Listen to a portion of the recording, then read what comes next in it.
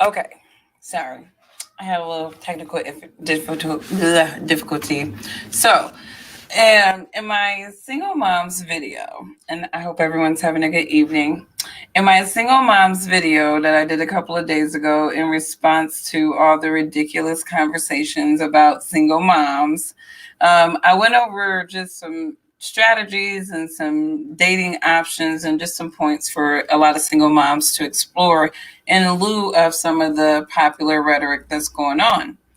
And one of the points that I made in that video was that I felt like, single moms definitely wanted to diversify their dating options. You know what I mean?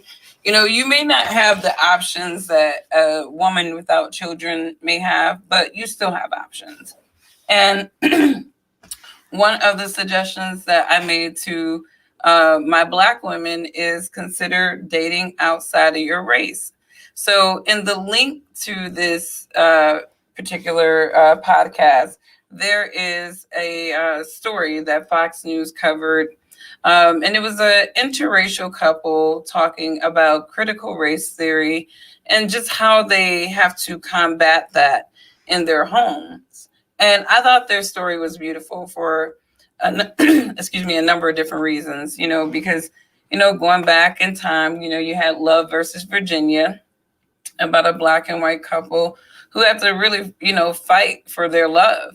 And as we look at how love has transcended over time since that case, where we see a lot of interracial couples, a lot of people who are happily married together, of different races. You see a lot of men, just like in this story here, this man, he found this woman. He thought that she was very unique. And he decided that he wanted to spend the rest of his life with her and her children. And there are a lot of men out there, like I said in my single moms video and dating, that are open to, inheriting a woman and her children and integrating them a part of his life and being an integral part of that woman and her children's lives. And I think you just have to be that type of man. You know what I mean? Do I suggest that all single men or all men should be open to dating women with children? I think it really depends on your circumstances and the woman and how old her children are sometimes. If you're an older man and you're like, okay, I would like to be a part of a woman and her child's life, but I really don't have the tolerance for little children, you know what I mean? Then obviously your dating options with single mothers is going to be different than somebody who's looking to be a part of a woman in her child's life at a very early age. I think every man is different, just like every woman is different. And I wish that we would stop having general conversations about either or, you know what I mean? But the story that I posted in the link really drives the point home to I was talking about in my video, that playing, sometimes you got to play in the snow. Sometimes you got to go outside of the scope of your own race to find meaningful happiness. And it's funny because I think about my dating resume. I've never really said that I'm going to date this type of man. You know what I mean? Because I've never, like, my pro-Blackness is to the extent of Black people elevating themselves, Black people competing, Black people not being marginalized into a mindset that inhibits their greatness. That's my pro-Blackness. But when it comes to the family structure, I don't believe that you have to look the same way in order to build a happy and structured family. And there are a lot of, people who it's like, well, you can't be pro-Black if you're not pro-Black family. Well, listen to the discussions within the Black community right now. We have a lot of our men who are, struggling for their masculinity, and they're on the microphone talking about how, single women need to wait a duration of time when their kids get older for them to date, and single women are not dating commodities. And I mean, this is the discussion that's going on amongst Black men. So it's like, okay, well, you obviously do not want these single women. But out there is a man that is going to want that single woman, even if you don't want her. That single woman and her children, I should say. So I think that it's very important for, people to get out of this sense of white supremacy, because I think that it's really kind of obvious now that this concept of white supremacy, you can tout it until the cows come home. But the Black condition at this very moment is, to me, caused by individuals, both Black and white, that need lower class Blacks thinking a certain way. And I'm going to stick to until the cows come home, because their patterns are too repetitive at this point. So we know we got paid Blacks that are taking a white man's money to keep us in a marginalized mindset. You know what? We know this, and this is what we've been talking about. But, these same paid Blacks, you know what I mean? They'll talk about pro-Blackness and the Black family. And these people are featuring people in their videos and their music that are not Black. It's just such a contradictory rhetoric that goes on in the Black community, in my opinion. And so, as I'm listening to how some of our Black men view our Black single women as if they created these kids by immaculate conception, and that, that we should not vilify Black men for wanting to sow their oats all over the place, create kids, and then put it on the woman as if you should have been married to me before we had this child. And it's like, yeah, that is true. I shouldn't have wasted my time dating you for 2 or 3 years, having this child, only to find out that you weren't man enough to take care of the responsibilities of wifing me. And, so it's like, yeah, throw it all on the woman. She created the kids by herself, whatever. But to those women who get bashed by a lot of these men, open your options to individuals that do not look like you.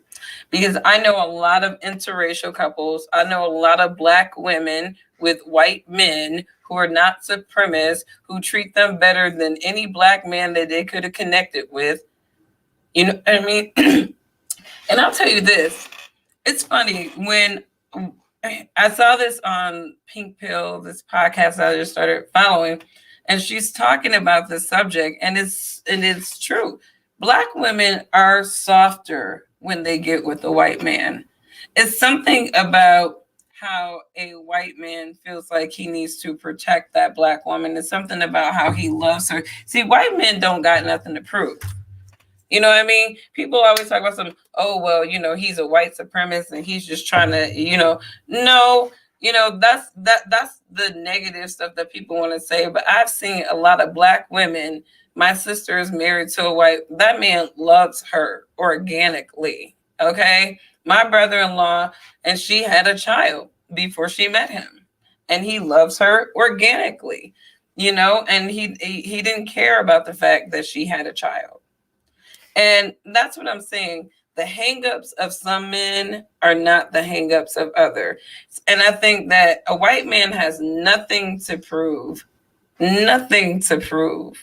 taking on a Black woman and her child and loving her and that child.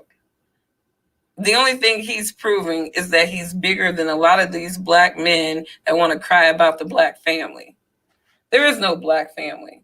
There's only the family structure, okay? And if you can get your structure in your family and it looks different, but it still works, and there's still love in that house, and there's still cooperation, and there's still respect, okay? Your leader don't have to look like you.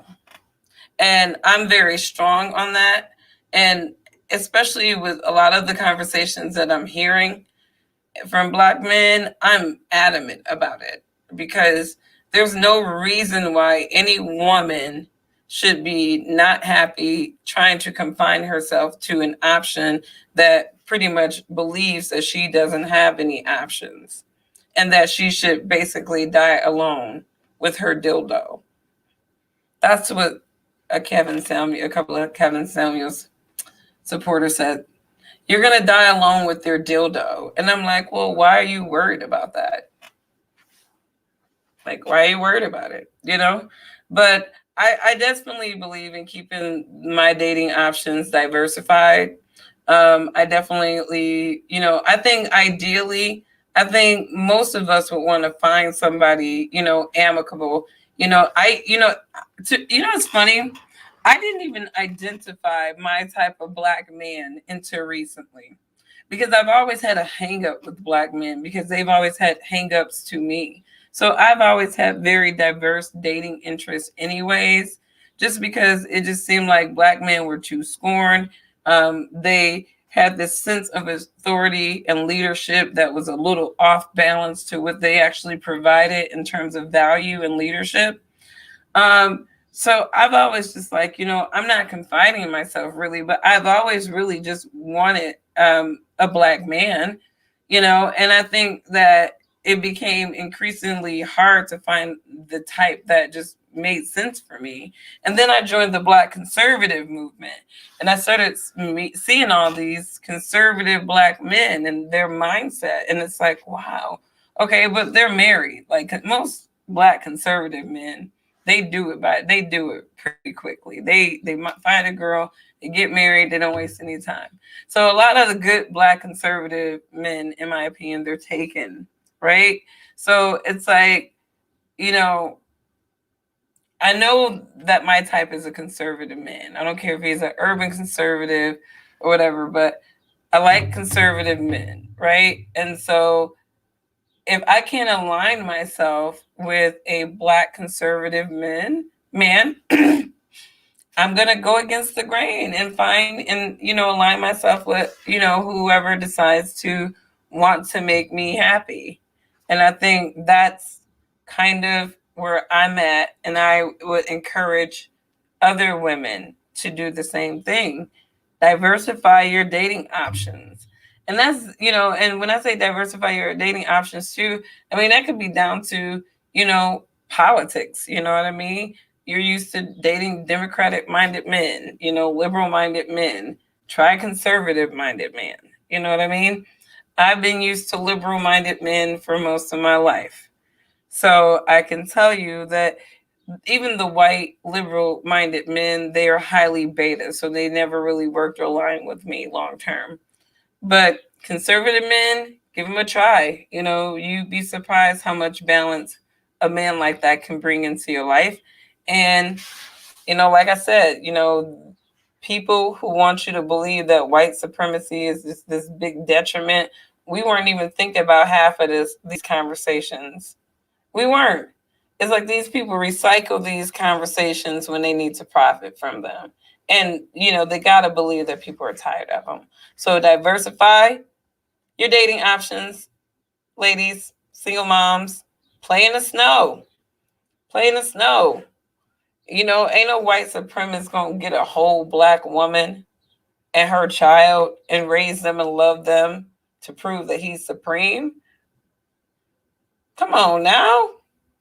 How many white supremacists would do that? I'm going to love you. I'm going to integrate you into my family. I'm going to give you everything that you want, because most of these white dudes, they give their women the world. When they're with a Black woman, I've seen it. They've given the women the world, the world, and they've been good to these women, and these women have been good to them in most parts. But what white supremacists would do that?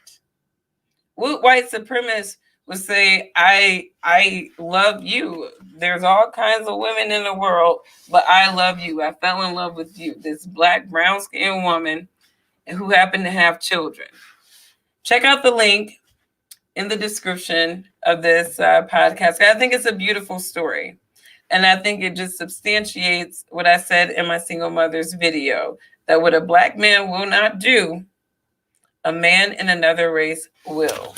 I hope everyone has a wonderful evening, and join me tomorrow, because we're going to be talking, I got my little talking points too. And we're going to be talking about, basically, I believe that a woman, what's up? Thank you for joining. I believe that I think a woman and a man, they're single until they're married. You're single until you're married. Boyfriends and girlfriends are not wives and husbands. And I think that we need to start assessing these relationships a bit closer. So tomorrow, I'm going to be talking about the dating resume. So I used to be an engineering recruiter, right? So I used to work with product development engineers, go through their resumes, case them, make sure they were right for the job. So I'm going to go over the dating resume and how you can do that, how you can actually look at the dating selection process as like a job resume, right? Planning expectations in dating, right? Money management observations during dating, emotional disposition during dating, and defining your needs during dating. So I'm going to be talking about that.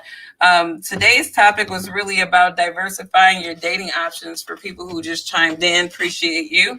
I'm telling my Black women that we need to diversify our dating options because some of our men think that we're not commodities. If you're a single Black woman, I just posted a link where, white dude just kind of snatched up one of our sisters real quick, wasn't even playing. Beautiful woman, beautiful Black sister, very Afrocentric, but the brothers just gave her away because they on that stupid rhetoric about how single women are not dateable assets and that single women have to wait a certain duration of time before they're worthy to be considered as equitable dating prospects. So this sister in this story and her husband, who is a white man, are talking about their challenges dealing with critical race theory. And obviously that is a challenge when you're dealing in an interracial relationship is, talking to your kids about a lot of these ridiculous conversations that are going on, these recycled conversations, people. They're recycled. You know what I mean? And I think, like I said, there are a lot of Black people who know that a lot of people that have been good to them throughout their lives and their careers have not looked like them. You know what I mean? This idea of universal white people being white supremacists is absurd. And a lot of us know that, but some of us are addicted to a struggle and we're addicted to passing on that struggle to next generations. And that's why I tell the newer generation Blacks, own your own narrative. Don't let these older Blacks continue to marginalize your mindset with a struggle and a pain that you did not experience so that you cannot create your own American experience. And because at the end of the day, if America was at war, if we had countries come in right now and attack our ass, racism and white supremacy and all that dumb shit that they want people talking about won't even matter. America would be at war. America would be at war. We are Americans. And tell the Eric Garner and Sean Bell, tell that to the Democrats who keep organizing this dumb shit because they the ones who have it on call. I'm sorry. America is not racist until the Democrats and their establishment want something. See, Black people fucked up when we did not show up for them during Hillary. If Hillary, we wouldn't even saw George Floyd if we would have had Hillary's ass in there. But Black people didn't show up for her ass because we didn't like her. She wasn't Bill. So that's how Trump got in. And they had to spend an awful lot of money to get his ass out. So, you need to talk to Obama because he was our president for 8 whole years, my dog. And he didn't mitigate anything. I ask Black people all the time, what did Obama do for Black people? And they're like, well, he gave us health care. Yay for him. But he had how many national hate crimes under his belt and he didn't do nothing? I'm sorry. You need to start thinking about the organizers. You need to start listening to Kwame Brown. Get up on game. Get up on game. This shit is not an accident. Most Black people are getting on game about that right now. So, and that's why I tell Black people, my thing is, how do you sit up there and talk about white supremacy, white supremacists, white people, white supremacists, blah, blah, blah. But look at the motherfuckers during the Black Lives Matter protests. At first, I was starting to wonder if Black people were even part of that anymore because there was so many white people up in our neighborhoods tearing shit up.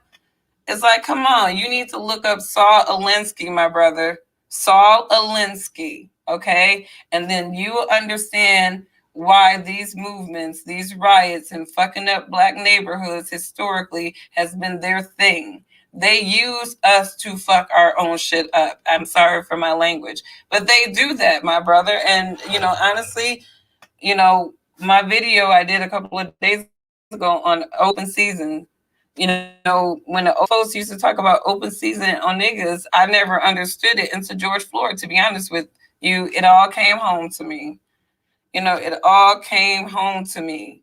And I didn't look at George Floyd in the same way that everybody else looked at that. I looked at it as a calculated hate crime to inflame black people to get their asses out and vote for these racist ass Democrats.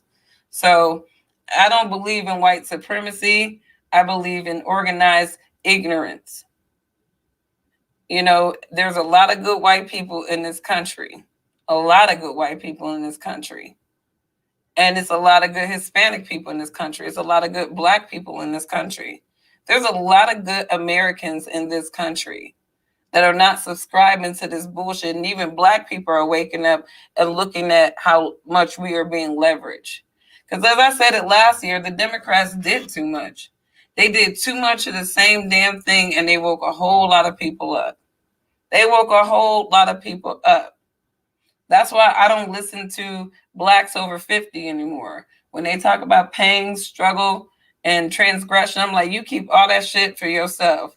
You can talk to ancestors, dead ancestors, all you want to, because if I were to talk to the ancestors, they'd be greatly disappointed in how black people have not owned their narrative like every other group in this country.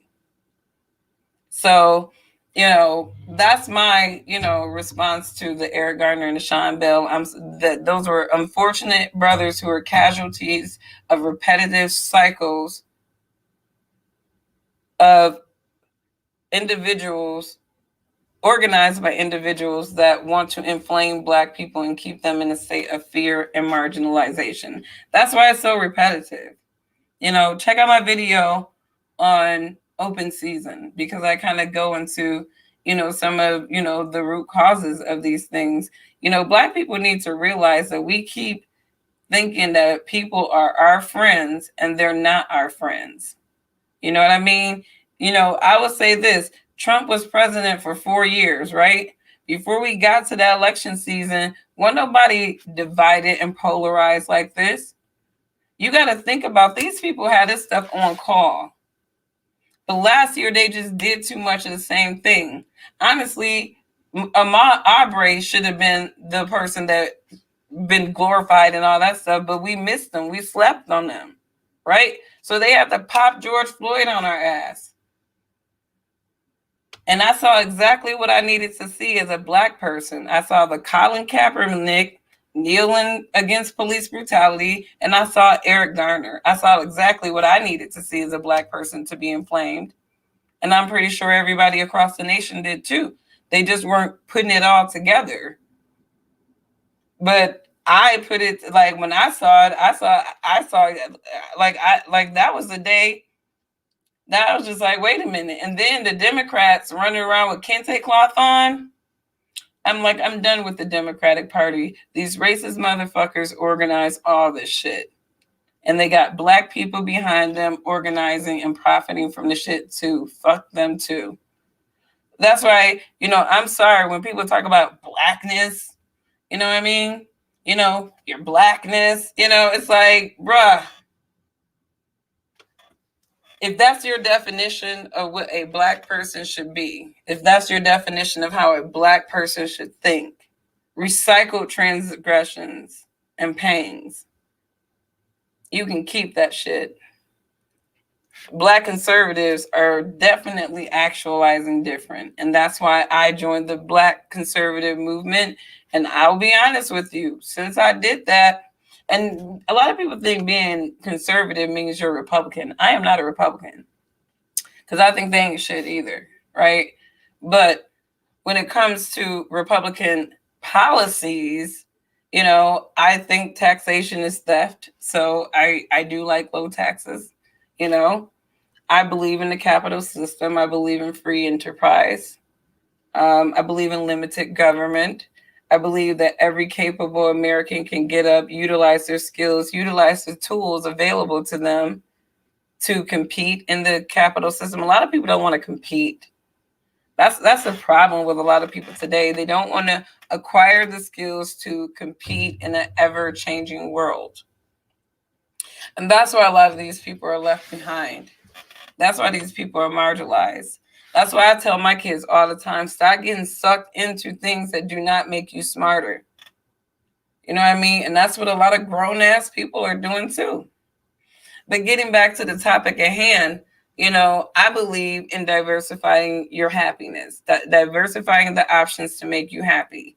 And I don't believe that an individual should remain within their race to achieve that happiness. And to my point in my single mother's video, what a Black man won't do for you, somebody else will. And this woman found a very handsome looking white guy who fell in love with her. And I love what he said in the video when his family was asking him about why and why he couldn't find a girl near them.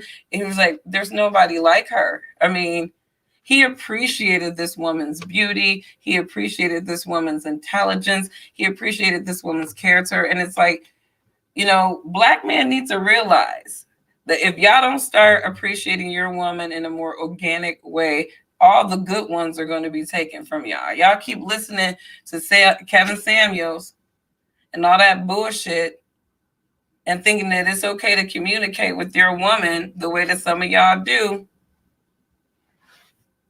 And the white boy's going to just take them from you.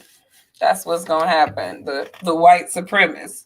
The white supremacists going to take your Black women, right?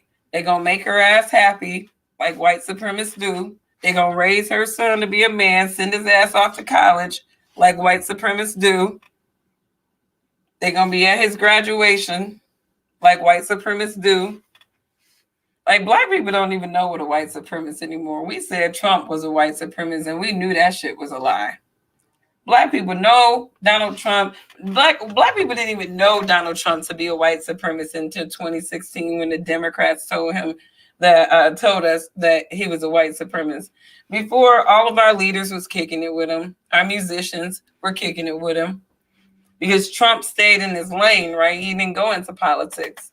He was that dude that was donating to both Democrats and Republicans, right?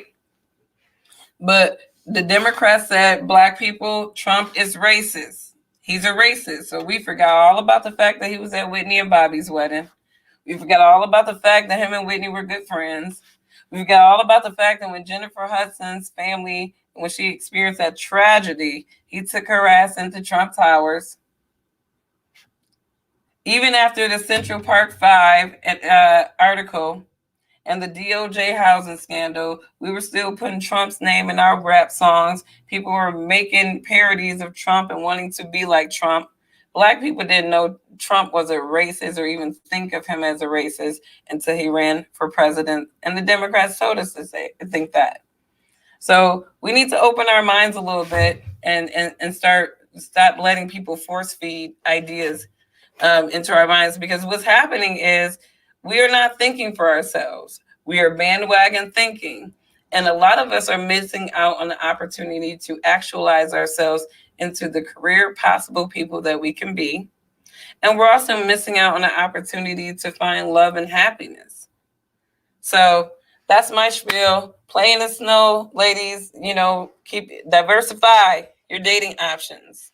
Diversify your dating options. Thank you, my friend, for chiming in. I understand your point. I used to have a Democratic liberal mindset myself, but I think we need to get past a lot of these narratives that the Democrats keep pushing out to us and get a little independent thinking of our own. So thank you and have a good day. Night. Bye.